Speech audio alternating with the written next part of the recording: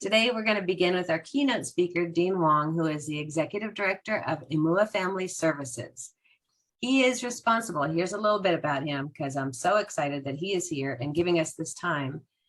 I'm really excited. So he is responsible for the organization's growth, program development, and fiscal management. He's a well-known public speaker here on Maui, and he's on the board of directors for the Hawaii Children's Action Network and acting governor with the National Association of Nonprofit Organizations and Executives. Since Dean has joined Emua Family Services 11 years ago, he has successfully led Emua in raising over $12 million in special events and campaigns, not including grants and contracts. This success led to the building of Emua Family Services Early Childhood Development Center in Kahului and the recent purchase of a 6.09-acre former estate in the historic district of Wailuku, which is just astounding. Dean has been recognized twice by the Pacific Business News as Business Leader of the Year, and has also been named as one of Hawaii Business Magazine's 20 for the Next 20 list. He is under Dean's leadership, Emua Family Services has also been recognized as one of Hawaii's best places to work by Hawaii Business Magazine for the last 12 years, which is amazing. So that is why he's speaking with us today. And just so you know, we're going to be having a Q&A at the end of this presentation. So go ahead and leave your questions in the chat box, and then we will get to those when Dean is wrapping up. And now I'm going to give the floor over to you, Dean. Thank you so much for being here. Well, thank you so much. And thank you for that expansive introduction. I hope I can say a few words that live up to it, actually. So, thank you for joining this virtual career fair in this capacity. I would, of course, much rather be speaking to a live group of individuals and looking at you directly to your beautiful faces and your eyes and smiles. But this works too. And so, it's interesting when you speak, you don't usually have the opportunity to stare at your own picture. So it's odd to speak looking at yourself. So I wanted to give you first an introduction to Emua Family Services, and then follow that with an introduction of myself that is actually not in any of those biopic informative pieces that you just heard about. So Emua Family Services is a nonprofit organization that's been established here in Maui County, serving the island of Maui, Molokai, and Lanai since 1947. So this is our 75th year anniversary, and I couldn't be more excited for this organization. 1947, if you can imagine, Hawaii was not yet a state, still a territory. And the organization started with a group of concerned parents. Usually a nonprofit organization starts because there is a group of concerned citizens, parents, people that are in the midst of a crisis and see a need that isn't being fulfilled. That was the case with this organization as well. At the time, it was polio and the impacts that polio was having throughout the state of Hawaii on children here. And we know that was a global pandemic, and many children suffered the impacts of polio. In doing a little research about that, during the current pandemic, it was interesting to note, that in the summertime, swimming pools and swimming holes would have to be closed to the public to prevent the spread of polio. And in movie theaters, they would space the spaces between the movie theaters so that people weren't sitting right next to each other. And certain towns where there was more cases of polio than others, they would close the borders of the towns, and policemen would turn people away and they would have to go in another direction. I mean, it all sounds very familiar, doesn't it? Like the last 2 years that we've just occurred. And so this is where the origins of Emua Family Services began, providing therapeutic services for children who were suffering from polio. And the organization just continued to grow and expand its reach to children and to families who had need. Currently now, the organization, after 75 years, provides critical clinical services for children with developmental delays, with special needs, and with disabilities. So children are referred to our organization very young, sometimes even before they're born, in the case of an early diagnosis or at the time of birth or shortly after. We are considered to be an early childhood provider, which means the national age for early childhood is birth to about age 8. And while the majority of our services are for children through age 6, because after age 6, they're usually part of the, they go into the school program and are part of the Department of Education and will receive some of the services they need there.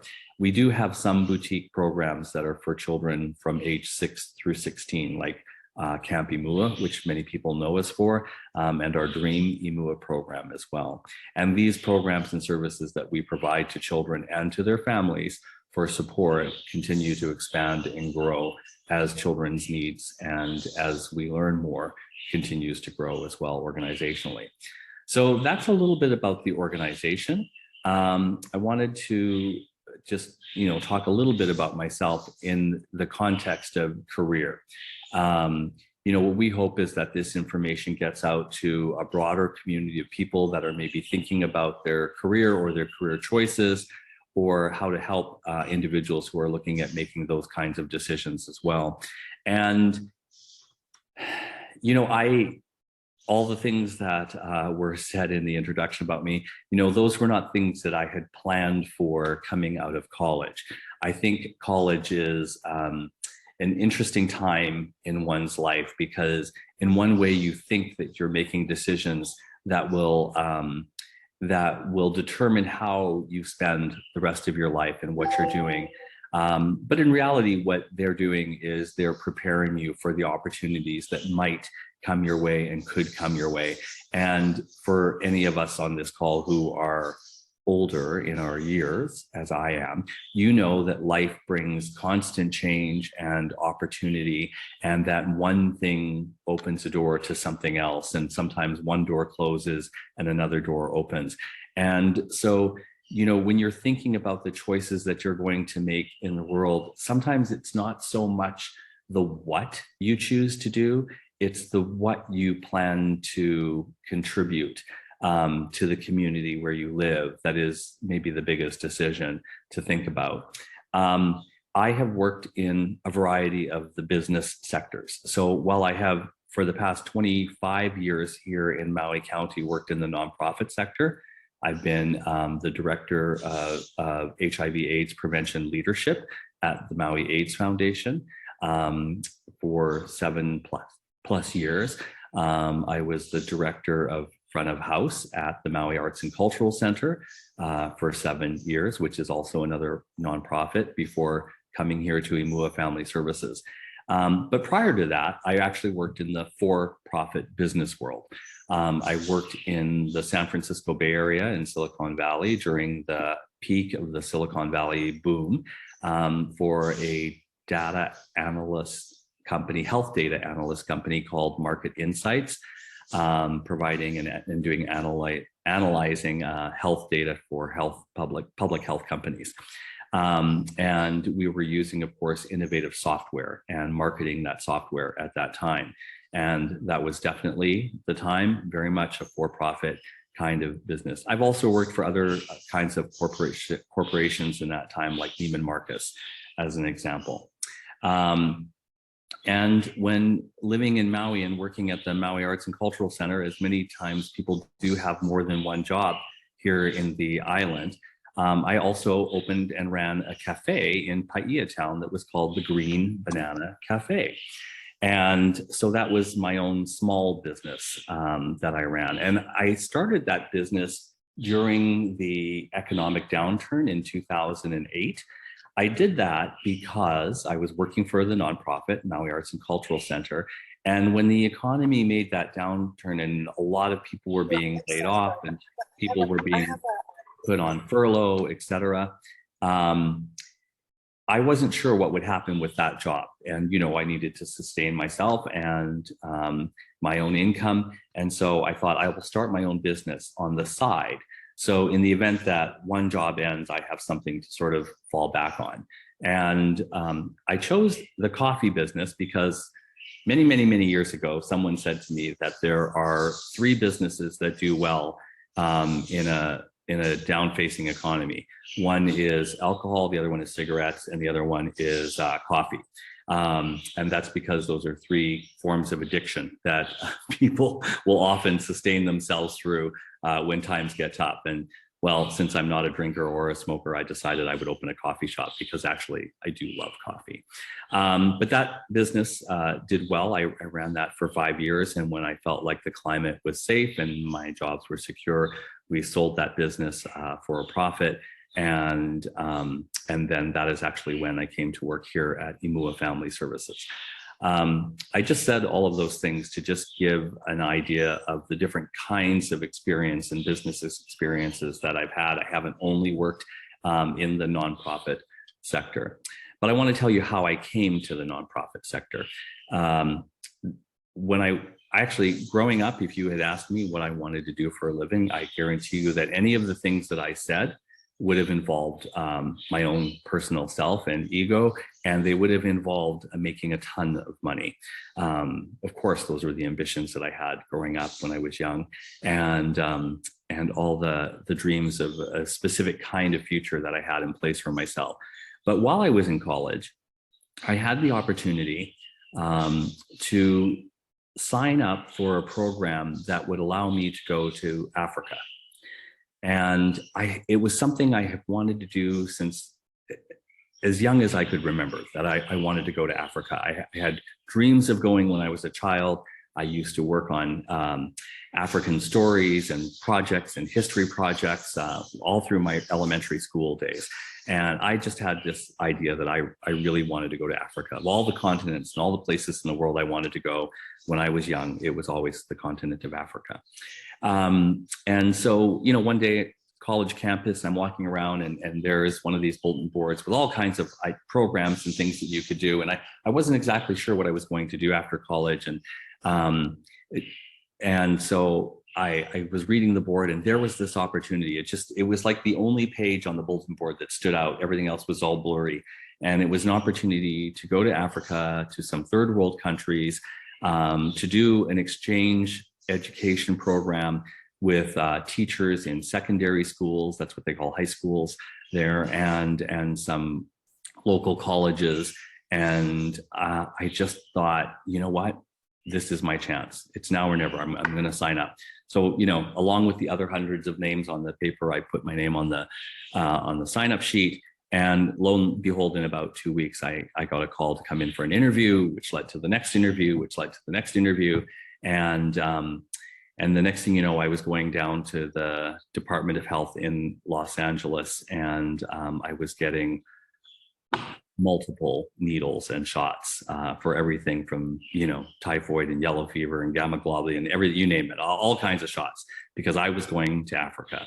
And a team of 4 or 5 of us were put together, and we started working together, and we put together a base curriculum and a communications study that we were going to take there, and we were going to trade cultural dynamics and views, and we were going to learn from each other, and we were going to share our brand education and experience with these amazing, teachers living in a very diverse community than where we were from. And we got on a plane to Africa. Oh, by the way, I remember that UCLA made me sign a paper that basically wouldn't hold them responsible for my loss of life, if something happened to me in Africa. But, when you're young like that, you are, what's the word? Indestructible, right? And so off I went to Africa. And the only reason I bring that up is I will say that this is where my worldview changed. And being someplace where human need and human suffering is insurmountable. It's bigger than anything you could have ever imagined, right? Going to some place where death every day was commonplace.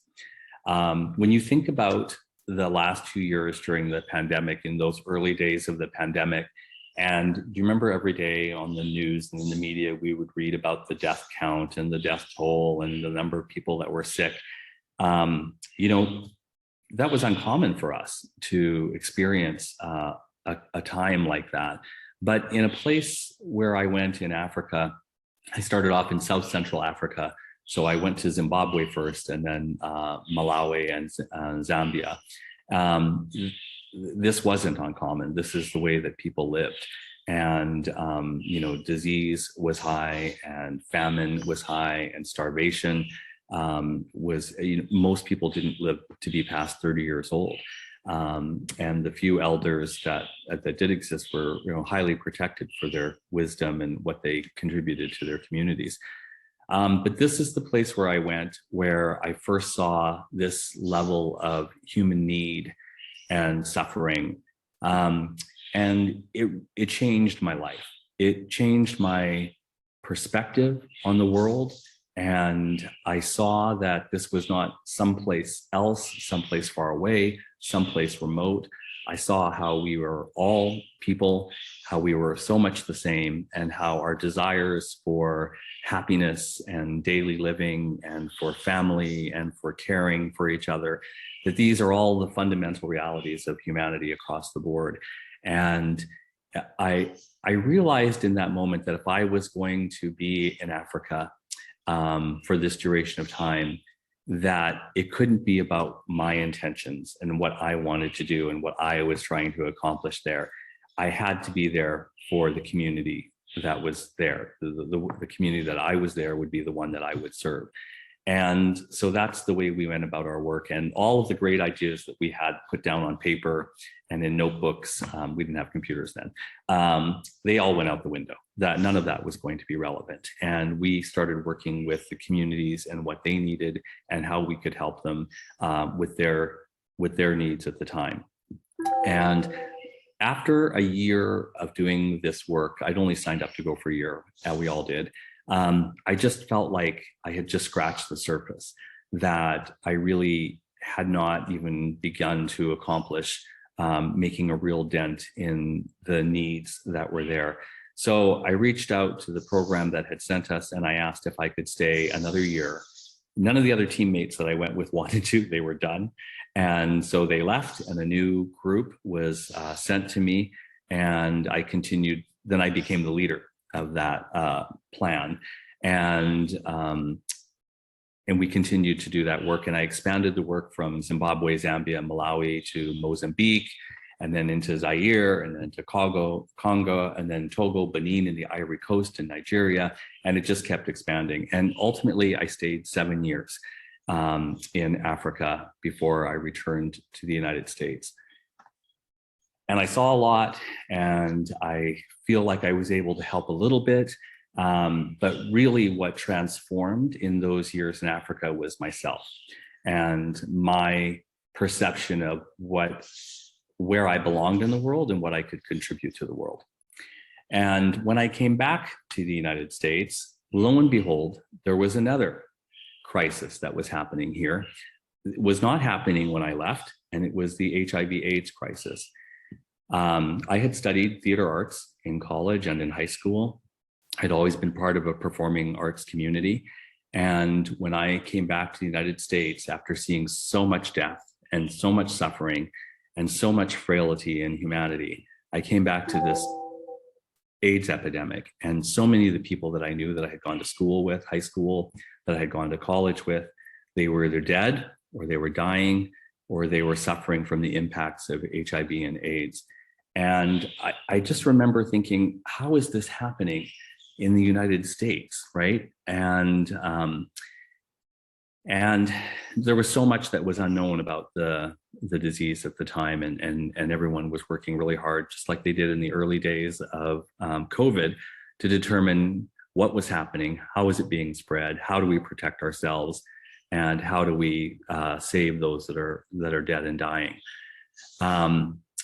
And so I went from one crisis into this crisis, and I couldn't not get involved because my life had changed and my ideals had changed. And so I immediately started working with the Centers for Disease Control in HIV AIDS prevention, and took a leadership program in public health through them with the University of South Carolina and the University of Florida and the University of Atlanta, I think it was, or Georgia. And they had put together a public health response to the crisis. And that is where I started learning and working in the field of public health, which then led me to the opportunity to come back to Hawaii and work in HIV AIDS prevention. I was able to work with the Department of Health and set up HIV AIDS testing clinics and help them do that in Palau and Micronesia and Saipan and some of the other Pacific Island jurisdictions. And all of that work is what brought me back here to Maui and to be able to work here. So I say that just to say that, you know, what you decide to do in your career is not an end all and be all necessarily, right? It's a pathway and it's a journey, and you open yourself up to opportunities of learning and experience. And when you do well in one area, another door will open in another area. And when you help in one area, another door will open to help in another area. So it's not always a direct path. And hopefully the experiences that you accumulate along the way are able to manifest in the next experience that you have that helps even a greater good. Now, I wanted to talk a little bit about the difference between working for-profit and nonprofit, because I think people think the difference is quite a bit larger than it is. Whenever I have a new employee start at Emua Family Services, we do what is called a new employee orientation. And I get to have, you know, my hour of time in that orientation with our new employees. And many of our employees come to us from a clinical training or background. So they've maybe worked at a clinic, or they've worked, or they're just coming out of college and they've been studying, you know, clinical work and therapies. And they're coming to, or education, maybe they're a special education instructor. And so a lot of them haven't actually maybe ever had the opportunity to work in a nonprofit before. So I like to really explain what that difference is for people. And the reality is there's not that much difference between a for-profit and a non-for-profit or a not-for-profit organization. What it really is a tax status, okay? And so if you have the 501c3 tax status and you operate as a nonprofit, right, you are still a business entity, right? You still pay taxes, you still are in the business of creating revenues and having expenses and having to meet payroll. And in the end of the fiscal year, you know, should you have money left in the bank, we call that profit, right? That money gets put back into the mission of the organization to further the mission, the programs, the ideals, and the services that you are providing to the community. In a for-profit, right, you still have your revenues and you have your expenses, you have your payroll, you have your health insurance, all of those other things still exist. And at the end of the year, right, if you are in the black, in other words, you have profit in the bank, that money can actually be shared to the shareholders or the board of directors of the organization for the money they've invested into it, or you can use that money to grow your business and expand your business, or the owner of the business can pocket all of that money himself because he's the owner of the business. That's the key difference, right, between a for-profit and a not-for-profit. Many nonprofits, of course, have a mission that is greater than themselves, and their mission is that whatever their focus is as a nonprofit, that's the work that they're going to do for the community. And usually it's very mission specific. In the case of Emua Family Services, our mission is to empower children and their families to reach their full potential. All right. And so the work that we do is geared around in the community of early childhood is helping children. And you can't help children without helping their families because they're the ones raising the children. And when families are suffering and when their needs are strong, then that will impact the children, right? And so we have to support the whole group. But that's the focus of our organization. And so therefore, everything we do, that mission becomes the guiding star. Right? Does this program align with that mission? Do these services align with this mission? Does this fundraiser or the things that we're participating in, do they align with helping us to meet our mission to support more children and more families in this community? And if so, that guiding star is what directs us on our pathway, right? And so another nonprofit might be the homeless community. It might be related to food and shelter. It could be related to other aspects of health and human services. There's hundreds and thousands of opportunities for nonprofits, from the environment to sustainability to farming and food culture. I mean, in education, it literally goes on and on. Whatever area of interest that you have in the world, I guarantee you can find a nonprofit that is servicing some area of that need.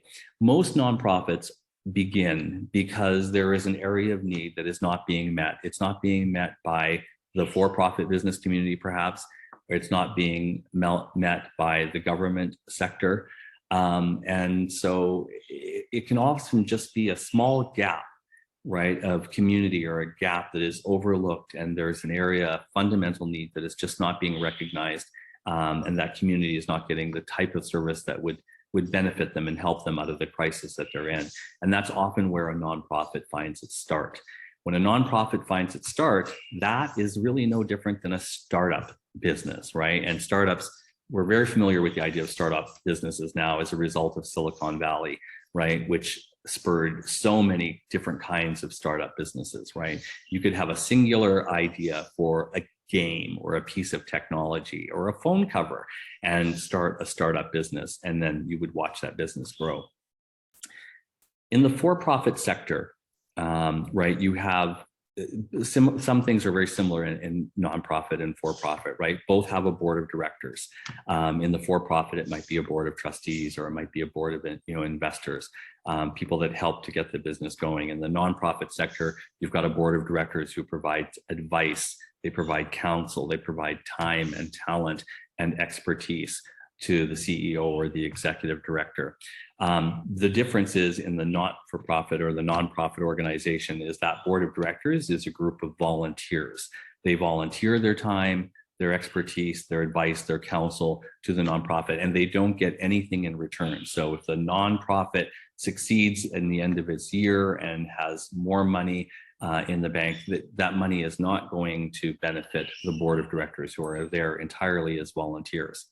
Whereas in the for-profit business, whether it's Apple or Starbucks or McDonald's or any other kind of business, right, then that board of directors or that investment group, they have shares in the business, and when their business succeeds, they get a return on those shares, and so they are making money from the organization.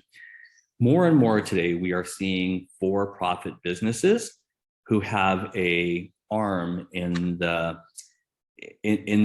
idea of giving back. And I tell you that I think that this has evolved not just out of need in the community, but I think it's evolved really from employees today, from young people in the job market today. I think many of them want to take the skills that they're learning and they want to work in either environment, but they really want to know that the work that they're doing is contributing to the communities they live in, or maybe it's contributing to the sustainability of the community or to the environment itself. So I think in response to that, and this is a good thing, more and more for-profit businesses are thinking about the work that they are doing to support the community that they're in as well. So they're not just there to make money off of the community, but they're looking for opportunities and ways to give back to the community. In the for-profit world, some of that started with supporting employees to go do a volunteer day. They would keep them on the payroll and offer the employee an opportunity to go do a work day at a local nonprofit or a community event, and they would still get paid for that. I think that sort of grew into considering their services and products and what could they do with those services and products that a percentage of maybe the proceeds or sales would go to support a local nonprofit. Nowadays, when you check out almost at any big box store or franchise store, from Ulta Beauty to Safeway, you have the opportunity at the checkout to contribute your change or additional donations to a nonprofit, maybe a national organization or a local nonprofit. So these ideas of how for-profit businesses and how they could give back to the community have started to grow and grow. Sometimes there's a portion of sales from a particular day, an event, or a product that goes to support a nonprofit organization as well.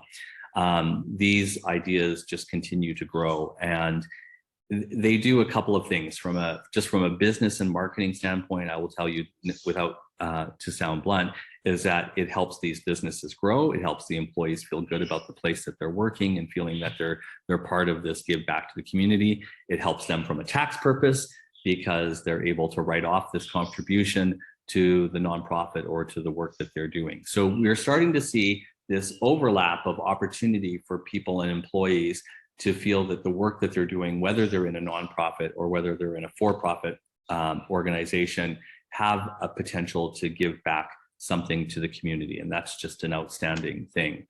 I think that in a nonprofit organization, I think that there's a couple of things that are offered to employees that maybe don't exist in the for-profit community.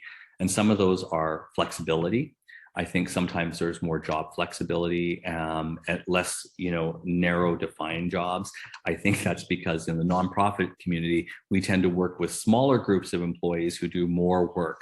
And so we look for employees that have the ability to diversify their skills and take on a lot of different things, right? So you might be the director of a program, or you might be providing a service within a program, but you also get to help at the events, the organization's fundraisers, and maybe you get to take on and start a new program within your program. And maybe another employee is on PTO or they're sick that day, and so you get to step into their shoes. This kind of flexibility of job description, I think, is very common within the nonprofit community. And so therefore, I think if you are working in the nonprofit sector, you do get to diversify your skills a little bit, which can help you to grow and learn to do other things that maybe you didn't think about. I think other elements of working in a nonprofit are that you get maybe more direct community involvement, and also maybe more direct community feedback for the work that you're doing. Because when you're providing a service or a program within a nonprofit organization, people tend to share more back and forth, and you're looking for that feedback on those outcomes. And so you're hearing more and engaging more with the community that you're serving. I think that may be less true in a for-profit organization, because when people are paying for a service and getting a service, they tend to just have an expectation of what that service is. And thank you very much, and off they go, right? So if you're looking for community engagement, I think there's a bit more of that exists within the nonprofit sector.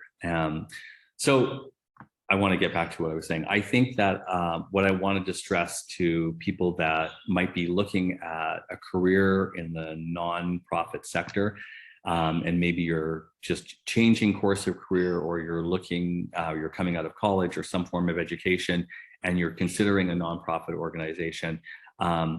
Again, it really boils down to that there's an opportunity for exercise a lot of different kinds of skill sets. There's an opportunity to really, I think, grow and try new things within the nonprofit sector, maybe things that you hadn't thought about doing or trying before. I think there's a real great way to engage with the community and get feedback on the work that you're doing and how you're contributing to the community.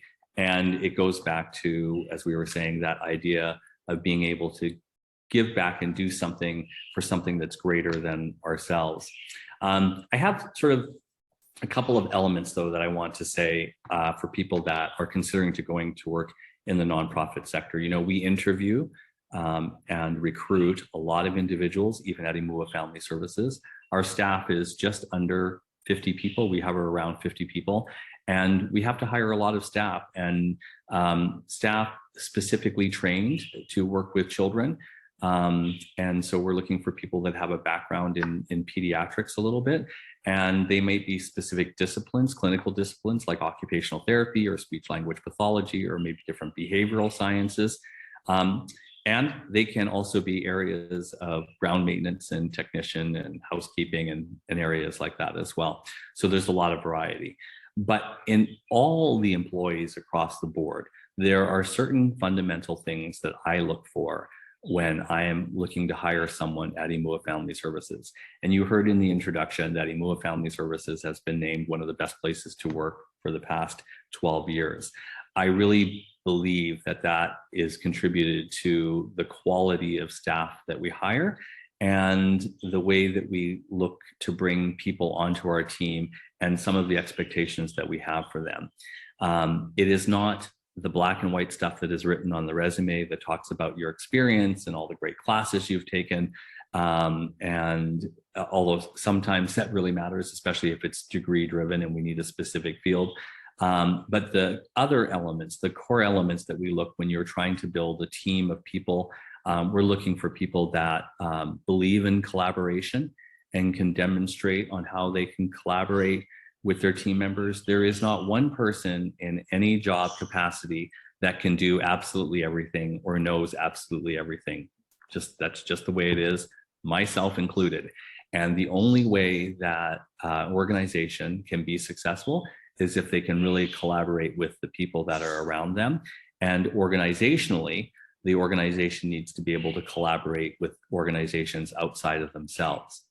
I'm looking for people that have integrity with their word.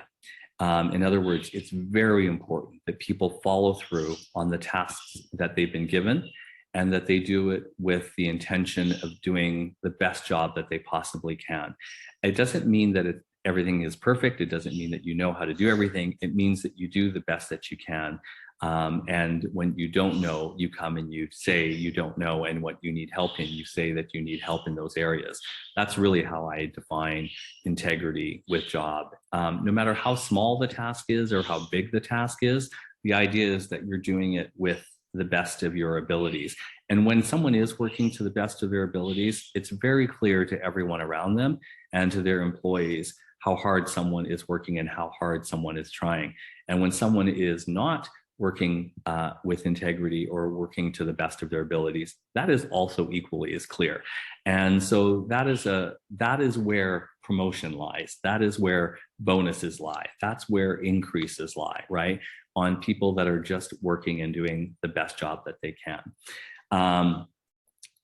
We look for people that have a spirit of adventure, right? Because maybe the job that you first apply for, maybe it evolves over time, or maybe more services or program related ideas are needed. And maybe we need to branch out into new areas. And sometimes that requires taking some risks and starting some things that are new, or working outside of your comfort zone and not always being able to do the one thing that you know how to do. So you have to be able to have sort of that spirit of adventure. And then I think the last thing before I get ready to do questions and answers was to say, I already covered that. That was it. Those are the few points that I wanted to make about that. So those are what elements I think for me stand out when I'm doing interviews with folks. You know, I don't really go over all the details of the resume. You know, HR can do that. I really want to find out what human skill sets a person is bringing to a job, and whether I think when they contribute to the organization, does the organization benefit from having them in the room, right? From having them be part of the team? Do they have something to contribute that helps to lift other people up and support other people in the organization? And do we feel like the organization has what it needs in order to support that person in doing the best job that they can do as well? Those are the things I look for. And I think that those are not uncommon to the nonprofit sector. I think that if you asked any CEO of any successful company, I think that they're looking for many of these same attributes. I also wanted to say that when you first come into an organization to work, I think it's really important that while you have your height, you might have your sights set high on top of the mountain, you know, to get to the top, you know, and do the best work that you can, that you have to be willing to do the hard work of the climb. And to getting up any mountaintop, that there's work involved, right? And that there's journeys to take and there's things to learn. And the road is sometimes rough and it's rocky and it can be unstable at times, but you have to be able to be willing to put that time and energy and commitment into it in order to see yourself through and get to those plateaus of greatness, right, along the way. I can certainly say that in my experience, that of all the things that I shared with you that I have done and where my experiences came from, that few of them were smooth. and that many of them were rocky, and that a lot of times it felt unstable, and that I didn't always know when one door closed, what door would open next. But it comes in that determination of one, knowing yourself and trusting in your abilities and wanting to learn to do better each time, that new opportunities come, and then things become clearer when you reach the next level or the next plateau. And then you can sort of see why all of the things that you're doing contributes to the work that you're doing, and then the work that you're doing can contribute to the greater good, which is either the growth of the company, the growth of your team, or in our case, or in any nonprofit case, right, the growth of the community and the support of the community. So I wanted to make sure that I left an opportunity for people to ask questions specifically of me or the organization that I'm leading right now, or other work, and I'm happy to answer any of those questions. Hi, Dean, it's Nico.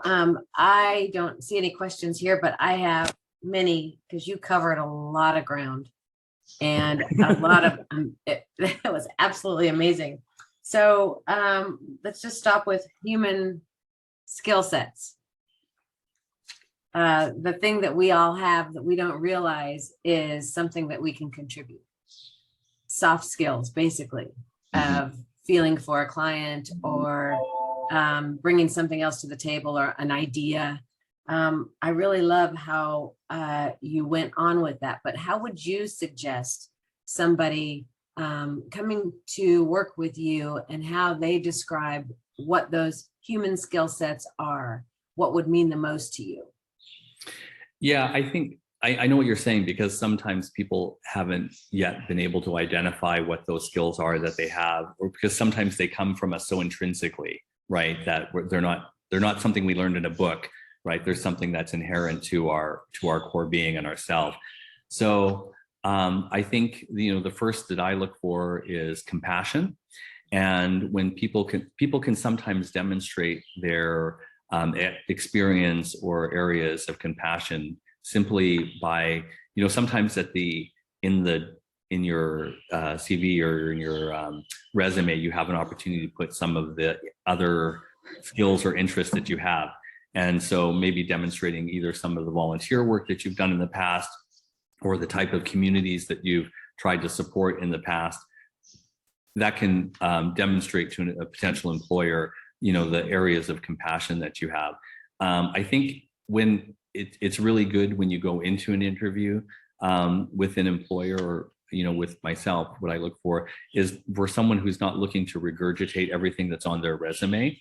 And an example of that is, you saw that the introduction that Nicole read about me, right, was very black and white. It was what you'd write in a bio, and that's one part of me. But then the introduction that I gave to myself was really more the human side of who I am. And I think when you are in an interview opportunity, when you have the opportunity to share some of that human side, that vulnerability, that compassion, I think that's really inspiring for people that are looking to hire staff, and it gives them a truer sense of your identity and who you are and what you contribute. So I have another question for you. Let me see, I have to do my screen a little bit different here. Question is, oh my goodness, I can't see it. Can you see that question, Dean? Yeah, I can. Can compassion skills be taught? Thank you. Or are they innate in the applicant's personality? Nature versus nurture. Yes, they can. I think that, yeah, it's both, right? I mean, I think we grow up with a sense of compassion, hopefully, for other people, if it's been taught to us, and if we have been raised with compassionate beings around us. So there is some people that are innately compassionate, and I do think it can be taught. I think sometimes the example I gave of myself when I first went to Africa, I didn't put it in these terms, but I think prior to my going and having that world experience, I would have classified myself as selfish. I grew up as an only child, and only children, they have a reputation, right? Because we don't share a lot growing up, and we don't have all those siblings that we have to fight over for food and basic things. And I was the only son of a Chinese man. So, you know, I was the heir to the throne in his world. And so I grew up maybe not realizing the extent of human need around me and being fully compassionate to that. But when I went to Africa and I saw that level of human need, and I saw what I could offer to that, it really did change my core being. And I learned over time how to be compassionate and to bring that skill out in me. I also think I had many teachers and many mentors along the way who occasionally slap your wrists and, you know, and tell you, you know, in so many words, you know, that to how to put other people's needs before your own. And so, you know, that's, I think it can be taught in that respect, you know, which just made me have this idea that I didn't talk about before, which is mentorships. I really think, and I really believe in, no matter where you are in your career, whether you're fresh out of college, in high school, or whether you are as old and weathered as I am, that mentors are really important people to keep in your life, that you should always find people who are working in a greater capacity than you are, that have so much more to contribute than you feel that you do, that you really look up to their philosophy, their teaching, their practice, whatever it is. And you should have mentors in your life, people that you can be honest and open and vulnerable with, and who aren't afraid to tell you when they think you're screwing up or doing something wrong or how you can do something better. It's something I've always believed in. And I have 3 or 4 currently, just amazing mentors who have just been really great guiding stars for me. I think we should never be without them. That's awesome. I'm so glad you talked about mentorship. I do know that storytelling is a big deal when you are just in life. I think learning about people and learning their stories help bring you along and, you know, forge a different path. In Africa, being there 7 years, it's absolutely amazing. But is there one story or one person that you still carry with you from your experiences there? Yes. Can you talk about it? No, I can. It sounds a little,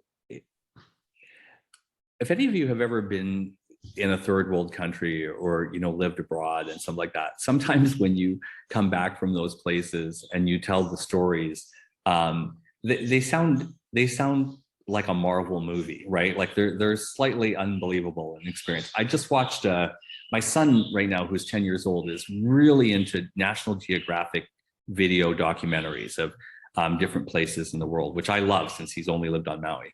And so we were watching one together about a tribe in Kenya, Africa. And I'm not saying this to gross you out or anything, but this particular tribe lives to raise cattle, and they move the cattle from one part of the savannah where they can graze at one part of the year, and then under enormous difficulty they have to move the cattle to another place in the savannah at another time of the year where the rains will come so that there's water for the cattle. And they don't eat the cattle ever. The cattle is part of their wealth, and there's probably a season or a time when they can do that, but they don't. But what they do, and there's no water available, and so what they do use to sustain themselves is blood and milk.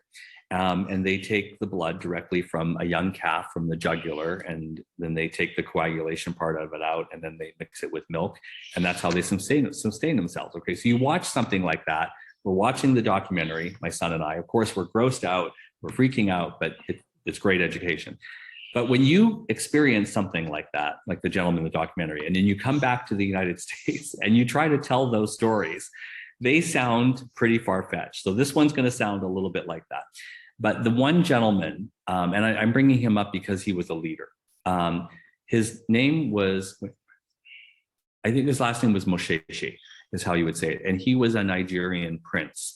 And I got to stay in I haven't brought this in Yardi in Nigeria, which is we call it a county, but a state there. the Bendel state. He was the prince of this Bendel state. It's all coming back to me now, the Mosheshi. And we got invited.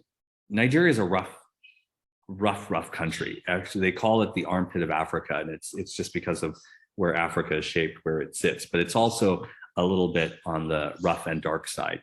And so anyway, one of the highlights was while we were there that we got to stay in this prince's compound, which was pretty nice considering we've been sleeping in a lot of huts and a lot of thatched roofs and a lot of mud beds and with mosquitoes and, all that kind of stuff. And so we got to go to this beautiful compound that was owned by this prince, and everything was very well taken care of. And there was lots of luxurious African living there.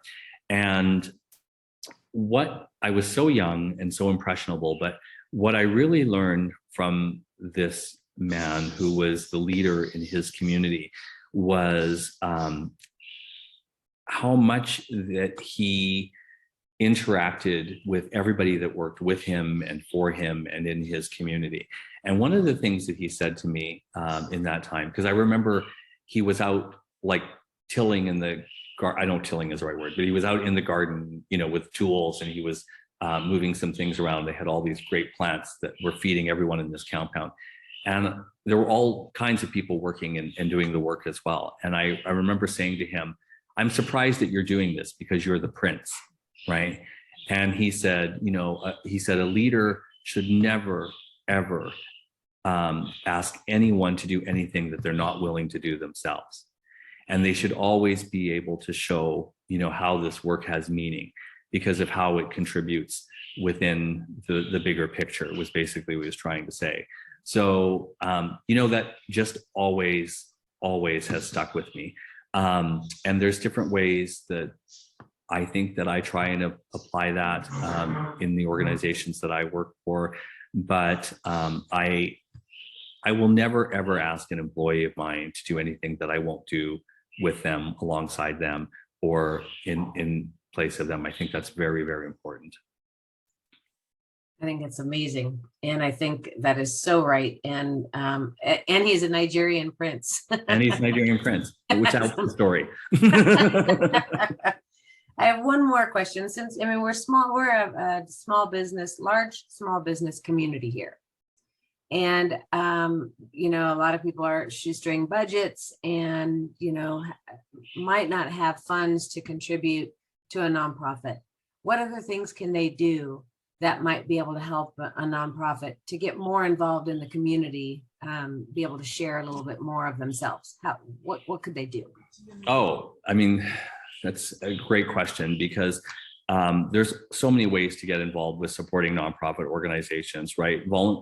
Volunteering, of course, is one that comes to people's minds, because when you can't contribute funds or much funds, you can contribute time, you can contribute talent, you can contribute expertise.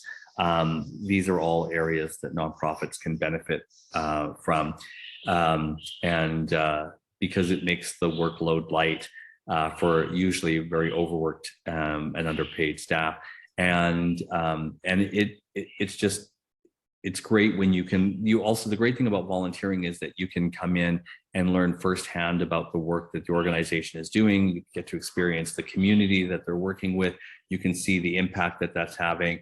And you can usually do that for, as few as hours that you can spare to sometimes a couple of days. Some organizations need volunteers in large chunks of time, and periodically, and then others can use volunteers that can help with tasks that are daily and ongoing. So volunteerism is really one of the best ways that you can give back to a nonprofit organization, in addition to, supporting an organization with funds and that. But many people get involved with nonprofits through volunteering first, learning about an organization before they ever give gifts of money or resources.